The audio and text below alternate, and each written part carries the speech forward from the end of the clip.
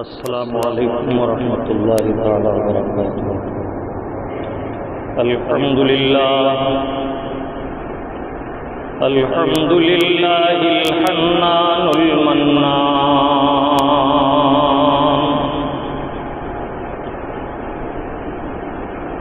والصلاة والسلام على حبیبہ الرحمن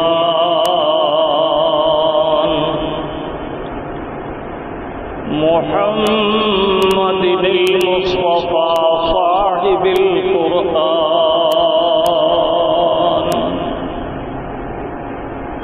وعلى آله وصحابه الذين فازوا بالأجر والجنان،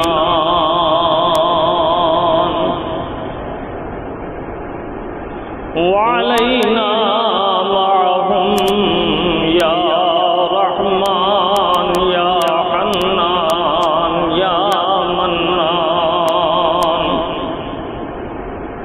أما بعد، فأعوذ بالله من الشيطان الرجيم.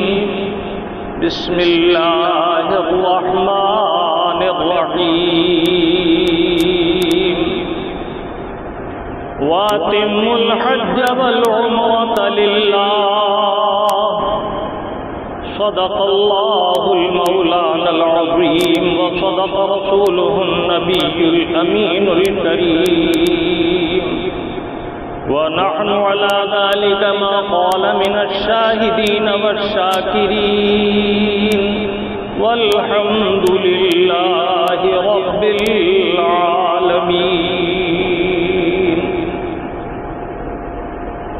آئیے سب سے پہلے انتہائی ادب و محبت کے ساتھ نبی حرمین امام القبلتین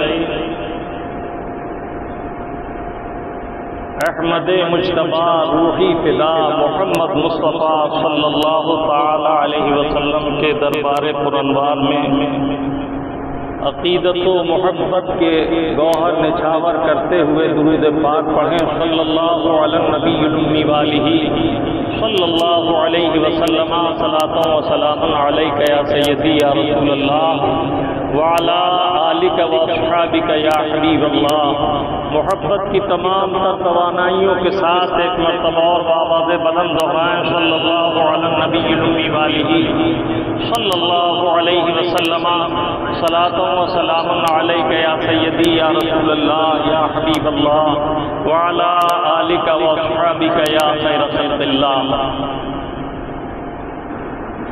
حبیبی یا رسول اللہ، تیرے نام پر کروں جاں فدا، تیرے نام پر کروں جاں فدا، نہ بس ایک جاں دو جہاں فدا، دو جہاں سے بھی نہیں جی بھرا، کروں کیا کروڑوں جہاں نہیں۔ اللہ کی سرتاب قدم شان ہے یہ، انسان نہیں انسان وہ انسان ہے یہ، قرآن تو ایمان بتاتا ہے انہیں، ایمان یہ کہتا ہے میری جان ہے یہ۔ حبیبی یا رسول اللہ، فرش والے تیری شوکت کا علو کیا جانے، خسرواش پہ اڑتا ہے ہریرا تیرا۔ درود پاک پھر دہرانے۔ صلی اللہ علی النبی الامی والہ صلی اللہ علیہ وسلم، صلاۃ و سلام علیک یا سیدی یا رسول اللہ، وعلی آلک و اصحابک یا حبیب اللہ۔ سچ تو یہ ہے کہ دونوں جہان کی ساری بہاریں صدقہ ہے ہمارے آقا و مولا محمد رسول اللہ صلی اللہ تعالی علیہ وسلم کا۔ خود ان کا رب عز و جل ارشاد فرماتا ہے، لولاک لما خلقت الافلاک والارضین، اے محبوب اگر آپ کو پیدا کرنا مقصود نہ ہوتا تو ہم یہ زمین و آسمان نہ بناتے۔ انہی کے صدقے ہمیں اسلام کی بہاریں ملی، قرآن ملا، ایمان ملا، رحمان ملا، اور جتنے ارکان اسلام ہیں یہ بھی انہی کے توسل سے، انہی کے تصدق میں ہمیں عطا ہوئے۔ اللہ رب العزت ان کی محبتوں کو سلامت رکھے اور ان کی عظمتوں کا چراغ ہمارے دلوں میں روشن رہے، اللہ تعالیٰ ایمان پر جلائے اور ایمان پر خاتمہ بالخیر فرمائے۔ خطبہ مسنونہ کے بعد جس آیت بینہ کا تلاوت کا شرف حاصل کیا، اس آیت بینہ میں اللہ رب العالمین ارشاد فرما رہا ہے وَأَتِمُّوا الْحَجَّ وَالْعُمْرَةَ لِلَّهِ، اللہ کے لیے حج اور عمرے کو پورا کرو۔ گزشتہ جمعے میں عمرے سے متعلق ارکان اور اس کی ادا کے طریقے عرض کیے تھے۔ اب چونکہ حجاج کرام حج کے لیے روانہ ہو رہے ہیں اور ابتدائی فلائٹیں جا بھی چکی، بہتر ہے کہ آج حج سے متعلق بالخصوص 5 دن سے متعلق جو حج کے ایام مخصوصہ ہیں کچھ باتیں میں عرض کروں گا۔ اللہ تبارک و تعالی مجھے اور آپ کو حق کہنے، حق سننے اور حق پر استقامت کے ساتھ عمل کی توفیق عطا فرمائے۔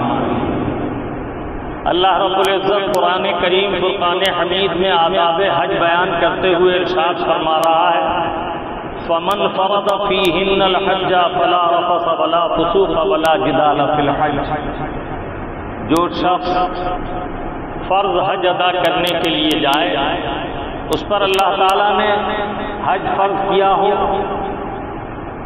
تو وہ حج میں جانے کی صورت میں فلا رفث ولا فسوق ولا جدال فی الحج، تو نہ تو کوئی فسق کی بات کہے، نہ کوئی فسق کا عمل کرے، نہ سب و شتم، نہ گالی گلوچ، نہ جھگڑا، نہ غصہ، ان سب چیزوں سے بچ کر رہے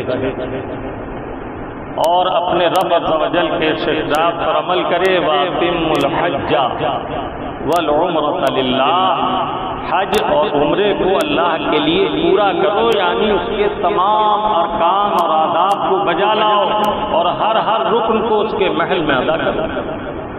گزشتہ جمعے میں نے عرض کیا تھا کہ حج کے فرائض کی شرائط ہے، اسی طرح حج میں فرائض ہیں، اسی طرح ادا کے فرائض ہیں۔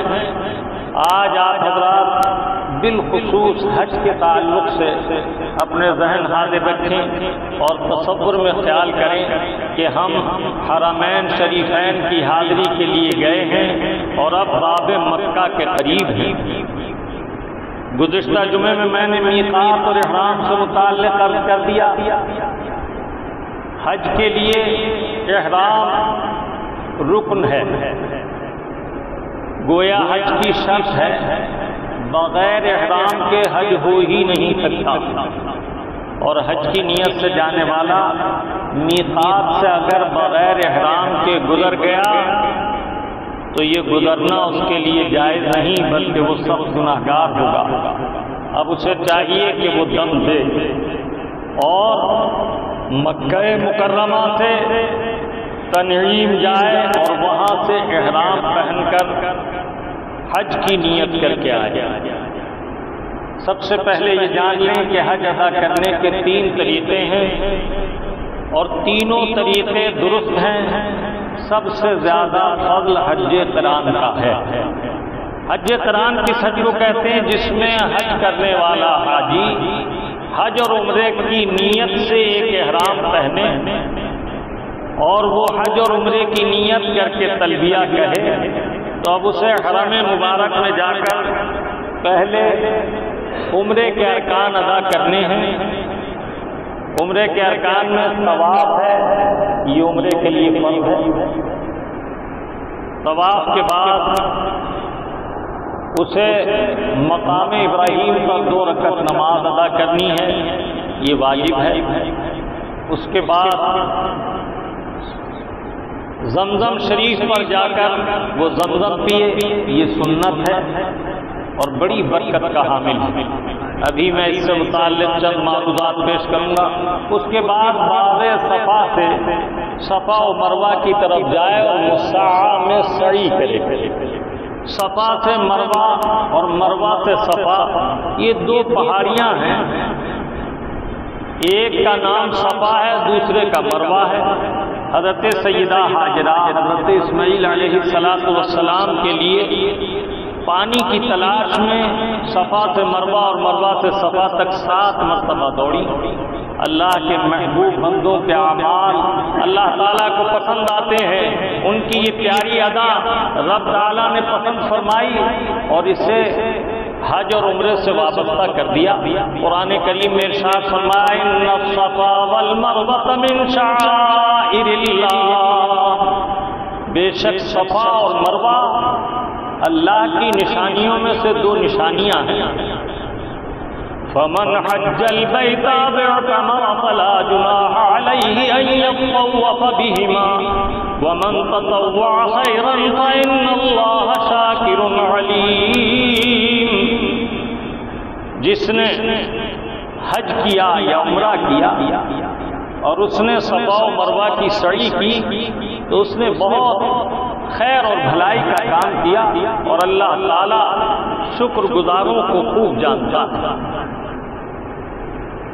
اللہ تعالیٰ عز و جل ہمیں اور آپ کو خیر کی توفیق عطا فرمائے۔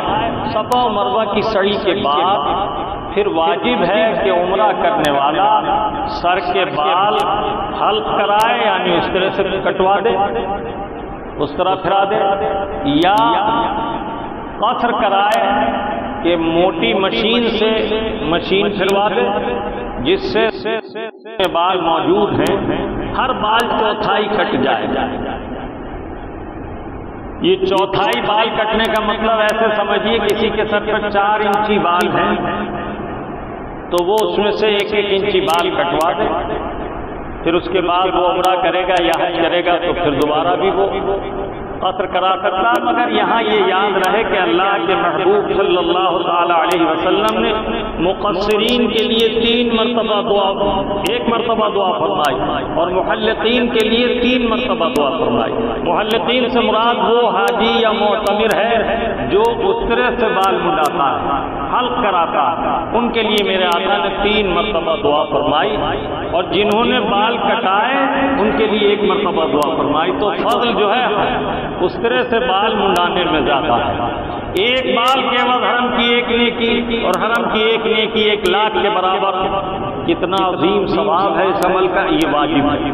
اب معتمر کا عمرہ پورا ہوا، لیکن اگر قارن ہے یہ تو یہ حلق نہیں کرائے گا، بال نہیں کٹائے گا، اس نے حج اور عمرے کا احرام ساتھ باندھا ہے تو اسی احرام سے یہ حج کا انتظار کرے گا یہاں تک کہ 8 ذی الحجہ جسے یوم تلبیہ کہتے ہیں، اس دن یہ تلبیہ پکارتا ہوا حرم مبارک سے صبح جب سورج بلند ہو جائے تو مینا کی طرف روانہ ہو۔ حاجی جب احرام باندھ لے تو تلبیہ کی کثرت کرے، لبیک اللہم لبیک لبیک لا شریک لک لبیک ان الحمد والنعمت لک والملک لا شریک لک، اور اس ذکر کی بھی کثرت کرے، لا الہ الا اللہ وحدہ لا شریک لہ لہ الملک ولہ الحمد بیدہ الخیر وہو علی کل شیء قدیر۔ اللہ کے محبوب صلی اللہ تعالی علیہ وسلم کی یہی تاکید ہے۔ تو ایک تو حج ہوا قران، اس میں کیا فرق ہے؟ عمرے کے سارے ارکان ادا کرے گا علاوہ حلق کرانے، سر منڈانے کے۔ یہاں یہ بات بھی یاد رہے کہ اگر کسی کے ساتھ عورتیں جاتی ہیں حج میں، بیوی ہے یا ماں ہے یا بہن ہے، تو عورتوں کو سر کے بال منڈانا حرام ہے۔ ان کے لیے کیا حکم ہے؟ بال کی چوٹی کی نوک سے 1 انچ بال کاٹ دیں، جتنی بار عمرہ کریں ہر بار اتنے بال کاٹے جائیں تاکہ ان کے سر کے پورے بالوں کا ایک حصہ کٹ جائے اور انہیں پورا اجر و ثواب عطا ہو۔ دوسرا حج ہم نے ذکر کیا کہ قران تو حج اور عمرے کا احرام ساتھ پہننے کا نام ہے، عمرے کے سب ارکان ادا کرے، صرف حلق نہ کرائے اور پھر حج کا انتظار کرے، اسی احرام سے حج کرے گا اور رمی اور قربانی کے بعد پھر حلق کرائے گا۔ اور متمتع جس نے حج تمتع کا احرام باندھا ہے اس کا طریقہ یہ ہے کہ وہ یہاں سے صرف عمرے کا احرام پہنے گا، عمرے کی نیت کرے گا، اور جیسے ابھی میں نے عرض کیا اس طرح عمرہ ادا کرے گا اور اس کے بعد وہ احرام سے فارغ ہو جائے گا۔ اب وہ سلے ہوئے کپڑے پہن سکتا ہے، طواف کرتا رہے کہ حرم مبارک میں طواف بڑی نعمت ہے، اور اعمال صالحہ نفل پڑھنا، تلاوت کرنا، اگرچہ ان کا اجر و ثواب بھی حرم مقدس میں بہت زیادہ ہے، کہ جو نیکی ایک یہاں کرو گے اس پر ایک نیکی لکھی جائے گی، اور فضل مولا سے من جاء بالحسنۃ فلہ عشر امثالھا، ایک نیکی کرو گے تو 10 لکھی جائیں گی، لیکن حرم مبارک میں ایک نیکی 1 لاکھ کے برابر ہے۔ تو وہاں کی تلاوت میں ایک حرف پڑھنے میں 10 نیکیاں، تو گویا وہ 10 لاکھ نیکیاں۔ تو وہاں غافل نہ ہو، وقت ضائع نہ کرے، کثرت سے تسبیحات، ذکر اذکار، تلاوت قرآن۔ لیکن ایک نعمت وہ ہے جو صرف حرم مکی میں ہو سکتی ہے حاصل، وہ نعمت ہے طواف کرنا۔ میرے آقا حدیث صحیح میں ارشاد فرماتے ہیں، حضرت عبداللہ ابن عباس رضی اللہ تعالیٰ نے حدیث کے راوی ہیں، جس نے مکے کے قیام میں حج کے لیے گیا اور 50 طواف پورے کر لیے تو اللہ رب العزت اسے گناہوں سے ایسا پاک و صاف کر دیتا ہے گویا یہ آج ہی اپنے ماں کے بطن سے پیدا ہوا ہے۔ سبحان اللہ۔ اب جو شخص یہاں سے تمتع کی نیت کر کے احرام باندھ کر گیا تو وہ پورا عمرہ کرے گا، حلق بھی کرائے گا اور سلے ہوئے کپڑے پہن سکتا ہے۔ اب اگر اسے پھر عمرہ کرنا کا ارادہ ہو اور وہ یہ چاہے کہ اور عمرہ کروں تو وہ مکہ مکرمہ سے مسجد عائشہ، جسے وہاں تنعیم بھی کہتے ہیں، وہاں جائے، حرم ہی سے احرام پہن لے اور وہاں جا کر وضو کر کے 2 رکعت نماز ادا کرے سر ڈھک کے، اس کے بعد پھر کہے اللہم انی ارید العمرۃ فیسرھا لی وتقبلھا منی، اور اگر یہ نہ کہہ سکے تو کہے لبیک للعمرہ اور پھر کہے تلبیہ لبیک اللہم لبیک، تلبیہ دہراتا ہوا۔ اب وہ مسجد عائشہ سے سیدہ عائشہ صدیقہ رضی اللہ تعالیٰ عنہ کے نام سے منسوب ہے یہ مسجد، تنعیم سے پھر حرم میں آئے اور عمرے کے وہی ارکان، طواف کرنا، طواف کے بعد مقام ابراہیم پر نماز پڑھنا، اس کے بعد ہو سکے تو ملتزم سے لپٹنا، چاہے تو دائیں بائیں مشرق و جنوب و شمال ہاتھ اس طرح پھیلا کر سینہ کعبۃ اللہ کی دیوار سے لگا دے، چاہے تو دونوں ہاتھ اس طرح بلند کر کے باب کعبہ کی طرف اٹھائے اور کعبہ معظمہ اور حجر اسود کے بیچ کا جو یہ حصہ ہے اسے مستجاب کہتے ہیں۔ یہاں کی دعائیں مقبول ہیں، یہاں ملائکہ آپ کی دعا پر آمین کہتے ہیں۔ حضرت سیدنا عبداللہ ابن عباس رضی اللہ تعالیٰ عنہ سے منقول حدیث طیبہ ہے، میرے آقا صلی اللہ تعالیٰ علیہ وسلم نے فرمایا کہ جب میں چاہتا ہوں تو جاتا ہوں اور دیکھتا ہوں کہ حرم مبارک میں مستجار میں کعبہ معظمہ کے دروازے اور حجر اسود کے بیچ کے حصے میں جبرائیل کعبے سے لپٹے ہوئے ہیں اور دعا کر رہے ہیں۔ یہاں کے لیے دعائیں ہیں۔ آپ حضرات کا اور میرے پاس بیان کا وقت کم ہوتا ہے، اس لیے میں آپ سے اردو تراجم ذکر کر کے یا بعض انتہائی اہم دعاؤں کا ذکر کر کے گزر جاتا ہوں۔ اللہ توفیق دے تو کسی عالم کی کتاب اپنے ساتھ لے جائے، ہر محل کی دعائیں پڑھے، اور اگر کوئی دعا یاد نہ ہو سکے، محض امی و عجمی ہی ہو، تو اسے چاہیے کہ ہر مقام پر درود پاک کی کثرت کرے، اللہ تعالیٰ اپنے فضل سے اسے دعاؤں کا اجر عطا کرے گا۔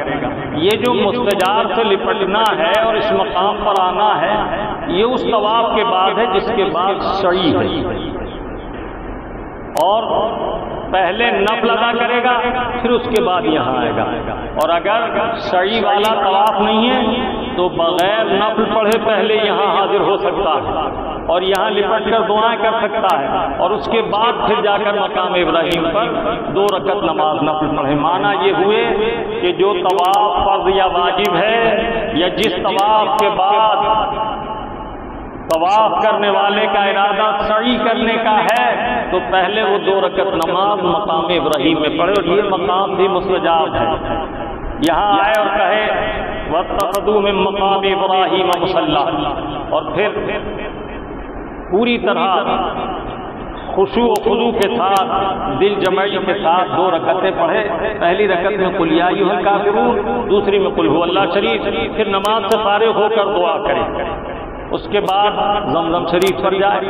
تو یہ جو طریقہ معتمر کا تھا وہی طریقہ حج افراد کرنے والا اگر طواف کرے اور وہ طواف قدوم کرے گا کہ یہ سنت ہے، تو اسے طواف قدوم کے بعد بھی یہی کرنا ہے کہ مقام ابراہیم پر 2 رکعت نماز پڑھے، اور اگر چاہے تو سعی کرے کہ بے پناہ اجر و ثواب ہے، سعی کرنے میں اللہ تعالیٰ خیر کی توفیق عطا فرمائے۔ اب حج سے متعلق جی لگائیے اور ذہن حاضر کیجیے، اب حاجی جس نے قران کا احرام پہنا ہے تو وہ عمرے کا علاوہ حج کرانے کے، سر منڈانے کے علاوہ سارے ارکان ادا کر کے اسی احرام میں 8 ذی الحجہ کا انتظار کرے گا، اور جس نے تمتع کیا ہے تو وہ سارے ارکان عمرے کے ادا کر کے احرام سے فارغ ہو گیا، وہ سلے ہوئے کپڑے پہن سکتا ہے، سلے کپڑوں میں طواف کر سکتا ہے، حاضری حرم شریف کی بار بار کرتا رہے، اور یوم ترویہ کا انتظار کرے 8 ذی الحجہ کا۔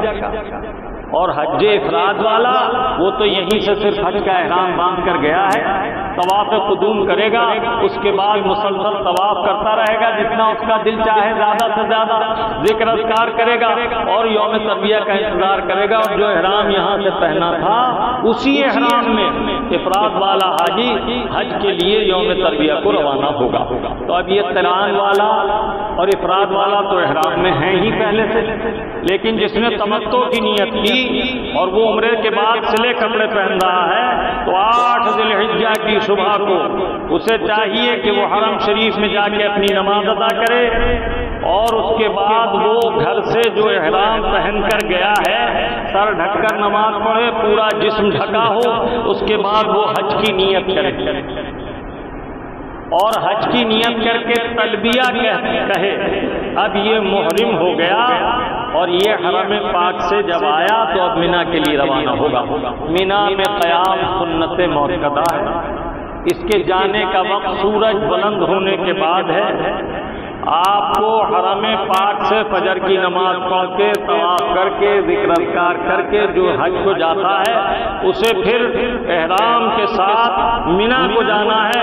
مینا میں ظہر کی نماز، عصر کی نماز، مغرب کی نماز، عشاء کی نماز، اب یہ 8 تاریخ عشاء پر پورا ہو گیا، مغربی کے وقت سے 9ویں تاریخ لگ گئی، صبح 9 ذی الحجہ جو یوم عرفہ ہے اور اسی دن حج ہوتا ہے، یہی دن وقوف عرفات کا دن ہے۔ تو اب آپ کو فجر کی نماز پڑھ کے جب سورج بلند ہو تو آپ کو عرفات جانا ہے۔ آج کل وہاں کے معلم اور متوقف جلدی کرتے ہیں، اتنی جلدی کرتے ہیں کہ بعض لوگوں کو 3 بجے ہی سے اٹھا کے بسوں میں بٹھا دیتے ہیں اور فجر کی نماز سے پہلے ہی مینا سے عرفات لے جاتے ہیں، اسی طرح مکے سے مینا لے جاتے ہیں۔ خوب خیال رکھیے کہ مینا میں آپ کو سورج بلند ہونے کے بعد پہنچنا ہے، جب سورج خوب روشن ہو جائے۔ اسی طرح مینا سے عرفات کو آپ کو جانا ہے۔ یہاں چند باتیں فائدے کی معلوم کر دوں۔ حرم مبارک سے مینا کا فاصلہ 3-3.5 کلومیٹر زیادہ سے زیادہ، اور چلنا اتنا آسان کہ پیدل کے راستے جو بنائے گئے ہیں، نفق بولتے ہیں، وہاں پہاڑ کے نیچے سے سرنگ ہے، کہیں پہاڑ ہے تو سرنگ ہے، اور جب پہاڑ نکل گیا تو راستہ ویسے ہی جیسی سڑک بنی ہوتی ہے، اور اس میں ہوائی جہاز کے موٹر لگے ہوتے ہیں، پنکھے، آپ جس طرف جا رہے ہیں پیچھے سے وہ ہوا پریشر سے آپ کو دھکیلتی ہے تو چلنا بڑا سہل ہو جاتا ہے۔ اگر کوئی شخص حرم مکی سے حج کے لیے پیدل جاتا ہے، مینا سے پھر عرفات پیدل جاتا ہے، تو ہر ایک قدم پر 7 کروڑ نیکیوں سے ملے گی۔ اللہ کے فضل سے امید ہے کہ اللہ تعالیٰ عز و جل اس سے بھی زیادہ اجر و ثواب عطا فرمائے۔ واللہ یضاعف لمن یشاء، اللہ جس کا چاہتا ہے ثواب ڈبل در ڈبل فرما دیتا ہے۔ سبحان اللہ۔ تو میں نے اس لیے یہ فائدے کی بات درج کر دی کہ کوئی مشکل کام نہیں ہے، اتنا تو آدمی یہاں بھی اپنی ضروریات میں چلتا ہے۔ ہاں جو ضعیف کمزور ہیں وہ سواری کا انتظار کریں، ورنہ سواری کی بات ہونے کی ضرورت نہیں، بلکہ روانہ ہو جائیے اور اللہ پر توکل کیجیے۔ میں نے وہاں دیکھا ہے کہ بڑے بڑے کمزور ضعیفوں میں اللہ تعالیٰ روحانی توانائی پیدا کر دیتا ہے، اور وہ ان تمام مراحل کو بآسانی پورا کر لیتے ہیں، تمام ارکان بخوبی ادا کر لیتے ہیں جو بظاہر انہیں مشکل نظر آ رہے ہوتے ہیں۔ اللہ تعالیٰ خیر کی توفیق عطا فرمائے۔ عرفات کے دن مینا سے آپ کو روانہ ہونا ہے۔ وقوف عرفہ حج کا رکن اعظم ہے۔ جس نے عرفے کا وقوف پایا اس نے حج پا لیا، اور جس سے وقوف عرفہ ترک ہوا تو گویا حج ہی ترک ہو گیا۔ یہاں یہ مسئلہ بھی خیال رکھنے کی ضرورت ہے کہ جو لوگ اپنی بیویوں کے ساتھ جاتے ہیں انہیں احرام کی حالت میں پورا پرہیز رکھنا ہے۔ اگر حالت احرام میں وقوف عرفہ سے پہلے انہوں نے قربت کی تو ان کا حج باطل ہو جائے گا۔ انہیں احرام کھولنا ہوگا، بدنہ دینا ہوگا، اور اس کے بعد آئندہ سال نئے احرام سے وہ حج کریں گے۔ اسی طرح یہ بھی ملحوظ رہے کہ جو ایام احرام کی حالت میں حرم پاک میں رہیں اس میں نمازوں کی پوری پابندی کریں، حرام کاموں سے بچیں کہ حرام ہر جگہ حرام ہے، بد انجام ہے، لیکن قہار بادشاہ کی عدالت میں اس کے روبرو جرم کرنا بڑا جرم ہے۔ جس طرح یہاں کی ایک نیکی 1,00,000 کے برابر ہے، اسی طرح یہاں کا ایک گناہ بھی 1,00,000 کی برابر ہے۔ اللہ تعالیٰ اپنی امان میں رکھے اور خیر کی توفیق عطا فرمائے۔ زبانوں کو روکیں، کسی کو ایذا نہ دیں، ان باتوں کا خیال رکھیں۔ میں عرض کر رہا تھا کہ وقوف عرفہ کا وقت ظہر کا وقت جیسے ہی شروع ہوتا ہے، ذہب کبریٰ سے جیسے ہی سورج ڈھلتا ہے وقوف کا وقت شروع ہو جاتا ہے۔ اور یہ کب تک ہے؟ 10 تاریخ کی صبح صادق جب سحری کا وقت ختم ہوتا ہے اس وقت تک ہے۔ تو اگر کوئی شخص سورج ڈھلنے کے بعد سے صبح صادق سے پہلے چند ساعتوں کے لیے احرام کے ساتھ حج کی نیت سے عرفات میں ٹھہرا تو وہ حاجی۔ اگر کوئی سلے کپڑے پہنے ہوئے انتظام میں ہے، حاجیوں کی خدمت کے لیے ہے، یا معلم یا وہاں کے مکی لوگ دوڑ دھوپ کرتے نظر آتے ہیں تو نہ وہ احرام میں ہے، نہ حج کی نیت ہے، نہ ان کا وقوف ان کے حج کی ادائیگی کا سبب بنے گا۔ جیسے جیل میں انتظامیہ ہوتے ہیں تو ان کو قیدی نہیں کہا جا سکتا ہے، نہیں، یا کسی باغیچے میں انتظام کرنے والے ہوں تو جو سیر و تفریح کو جاتے ہیں ان میں انہیں شمار نہیں کیا جاتا، وہ تو بغیر ٹکٹ ہی اندر گھوم رہے ہوتے ہیں، اور جو سیر کو جاتا ہے اسے ٹکٹ لینا ہوتا۔ تو بلا تشبیہ سمجھو کہ جو احرام کی حالت میں حج کی نیت سے وقوف کرے گا وہ حاجی ہوگا، اور اگر وقوف اس سے چھوٹا تو حج چھوٹا۔ اگر کوئی حاجی بیمار ہو جائے اور اسے اسپتال میں داخل کیا جائے اور اس کی حالت میں سدھار آئے اور رات میں بھی کسی وقت وہ وقوف کے لیے چلا جائے اور صبح صادق سے پہلے وقوف چاہے چند ساعتوں کا ہو تو اس کا حج ہو جائے، البتہ دن کے قیام کی فضیلت اسے نہیں ملے گی۔ یہاں یہ بھی ملحوظ رکھیں کہ وقوف عرفہ سے نکلتے وقت جب مغرب کی اذان ہو جاتی ہے تو حجاج کو جلدی نہ کرنی چاہیے، اس لیے کہ دن کے وقوف کے باوجود رات کا کچھ حصہ وقوف میں آ جانا یہ واجب ہے۔ یہ ایسا واجب ہے کہ اگر ترک ہو جائے تو اس پر دم نہیں آئے گا، لیکن بڑے فضل سے بڑی خیر سے محروم ہوا تو وہاں روک دیتے ہیں کچھ دیر بعد وہاں سے نکلنا۔ وقوف کے دوران اللہ تعالیٰ کی بارگاہ میں توبہ و استغفار اور ورد اور اذکار اور درود پاک اس کی کثرت رکھیں۔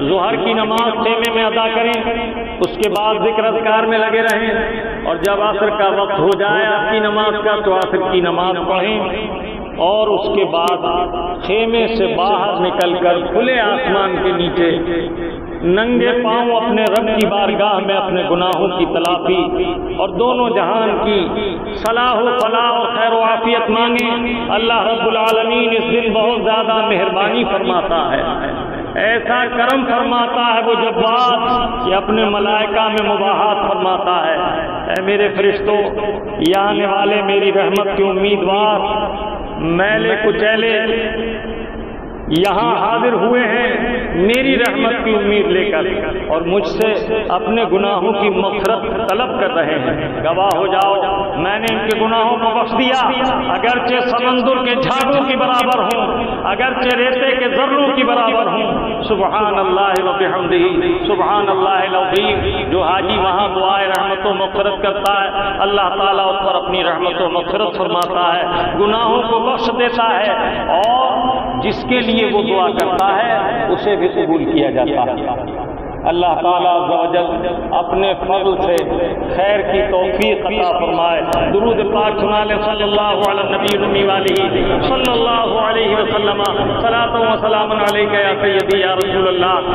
جی لگائیے، ذہن حاضر کیجئے، اب عرفات کے وقوف سے جب چلیں گے تو مزدلفہ کا وقوف واجب ہے۔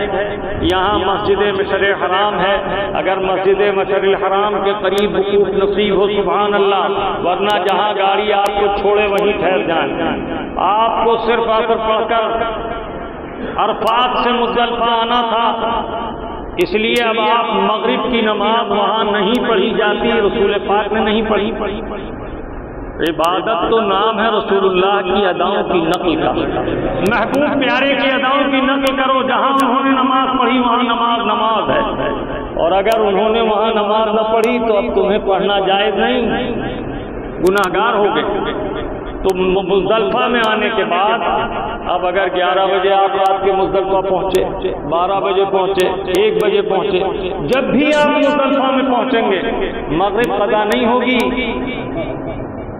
رسول اللہ نے جیسا کیا وہی عبادت ہے، ان کی اداؤں پہ مر مٹنے کا نام عبادت ہے، ان کی سچی تعظیم کا نام ایمان ہے، ان کے اوپر مر مٹنے کا نام ایمان ہے۔ اللہ تعالیٰ خیر کی توفیق دے۔ اب مزدلفہ میں آپ مغرب کی نماز پڑھیں گے، 3 فرض ادا کریں گے، اس کے بعد سلام پھیرتے ہی فوراً عشاء کی نماز ادا کریں گے۔ اگر آپ مقیم ہیں تو 4، یعنی اگر آپ کو یہ مسئلہ بھی سمجھ لیں، جو حاجی حج کے لیے جاتے ہیں کچھ پہلے جاتے ہیں کچھ تاخیر سے جاتے ہیں، جو پہلے جاتے ہیں وہ پہلے 8 دن یا 10 دن مدینہ شریف میں رہتے ہیں، پھر وہ مکہ مکرمہ آ جائیں گے۔ تو جو لوگ پہلے جانے والے ہیں جب وہ مکہ مکرمہ میں آ جائیں گے اور انہیں یوم ترویہ 8 ذی الحجہ سے پہلے مکہ مکرمہ میں 15 دن کا قیام ملے گا۔ 8 ذی الحجہ کی صبح منا جانا ہے، اس سے پہلے اگر 15 دن کا قیام مل رہا تو آپ مقیم ہو گئے وہاں۔ اب آپ پوری نماز پڑھیں گے، اور اگر آپ اتنی تاخیر سے پہنچے کہ 8-10 دن رہ گئے، مثلاً آپ 29 تاریخ کو پہنچے، 28 ذی القعدہ کو پہنچے، اب چاند دیکھنے کے بعد آپ کو 10 دن 12 دن 14 دن ملے، اور یوم ذی الحجہ کی 8 تاریخ یوم ترویہ آ گئی، تو آپ وہاں مقیم نہیں ہوئے، آپ مسافر ہی رہے، اور آپ کو قصر نماز ادا کرنی ہے۔ فقہاء کرام نے یہ صراحت کی، ان کی ابتدا میں نماز باطل محض ہے، وہ سلفی اور غیر مقلد لوگ ہیں، آپ کو اپنی نماز پڑھنی ہے حجاج کو، تو آپ کو قصر والوں کو 2 رکعت نماز پڑھنی ہے۔ اگر آپ نے مکے میں قصر کی ہے تو مینا میں بھی قصر ہے کہ مینا مکے کے تابع ہے، اسی طرح عرفات میں بھی قصر ہے، ظہر کی نماز 2 رکعت پڑھیں گے۔ اور اگر آپ کا قیام 15 دن پورا مل گیا ذی الحجہ کی 8 سے پہلے تو اب آپ مقیم میں پوری نماز پڑھیں گے۔ ان باتوں کا اکثر حجاج کو خیال نہیں رہتا۔ سب سے بہتر ہے کہ مولا تعالیٰ توفیق دے کسی عالم حق عالم اہل سنت کا ساتھ نصیب ہو جائے۔ سبحان اللہ، میرے آقا صلی اللہ تعالی علیہ وسلم نے ارشاد فرمایا، من صلی خلف عالم تقی فإنہ کصلی خلف النبی، جس نے متقی عالم کی ابتدا میں نماز ادا کر لی، صحیح الاعتقاد راسخ الایمان، حسن عمل کرنے والا پرہیزگار عالم، تو میرے آقا فرماتے ہیں ایسا ہے جیسے اس نے میرے پیچھے نماز پڑھی۔ اب ایسا ہی حج کو سمجھ لو، بد مذہبوں سے دور رہنا، ان سے بچنا کہ ان کی صحبت زہر قاتل ہے، بد مذہب بے دین کی صحبت سے تنہا بھلا۔ اللہ خیر کی توفیق دے۔ آپ مزدلفہ میں قیام کر کے ذکر اذکار میں منہمک رہیں۔ مزدلفہ سے آپ کی روانگی کب ہوگی؟ وقوف مزدلفہ کا وقت ہے صبح صادق شروع ہونے سے سورج نکلنے سے پہلے۔ بعض لوگ جبھی پہنچے اور جبھی انہوں نے نماز ادا کی اپنی. اب میں نے عرض کیا نا پہلے 3 فرض مغرب کے پڑھیں گے، پھر عشاء کے 4 فرض پڑھیں گے، پھر مغرب کی سنتیں، پھر عشاء کی سنتیں اور وتر. طریقہ یہ ہوگا. اس کے بعد جب آپ رات بھر وہاں ٹھہرے رہیں، ذکر اذکار میں رہیں، صبح صادق جب ہو جائے تو کثرت ذکر کریں، اور جب سورج نکلنے میں 10، 5، 15 منٹ رہ جائیں تو اب آپ مینا کے لیے روانہ ہوں. یہاں بھی وہاں کے لوگ جلدی کرتے ہیں اور وقوف کا وقت ہونے سے پہلے ہی لے کر دوڑ لگا دیتے ہیں، تو انہیں مزدلفہ کا وقوف حاصل نہیں ہوتا. یہ محتاط مقامات ہیں جہاں کا آپ کو خاص خیال رکھنا ہے. اس کے بعد اللہ تعالیٰ توفیق دے جب مینا میں آ گئے تو آج جمرۃ العقبہ 10 تاریخ ہے. پہلے بڑے شیطان کے نشان پر 7 کنکریاں مارنی ہیں. ہر کنکری کا علیحدہ علیحدہ مارنا واجب ہے. ایک ساتھ سب پھینک دی تو ایک شمار ہوگا. جو کنکری دائرے میں گرے وہ شمار ہوگی، اور جو دائرے سے باہر گرے اس کی جگہ دوسری کنکری ماری.